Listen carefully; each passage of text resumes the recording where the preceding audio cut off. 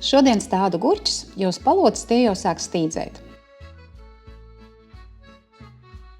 Iepriekš sagatavoju augsni, samitrināju, lai no saujā saspiestas pikas nepil ūdens, bet tā ir mitra un pika viegli sašķīst.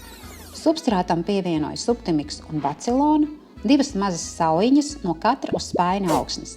Subtimiksa sastāvā esošā trihodermas sēne palielinās auga spēju uzņemt barības vielas un sausā laikā arī ūdeni, veicinās auga imunitāti un noturību pret slimību izraisītājiem. Savukārt bacilonu sastāvā esošā baktērija ražo vielu, kas nepatīk kaitēkļu kāpuriem. Visu rūpīgi izmaisu un beru tīrā lielā podā, jo gurķi tur augs visu vasaru.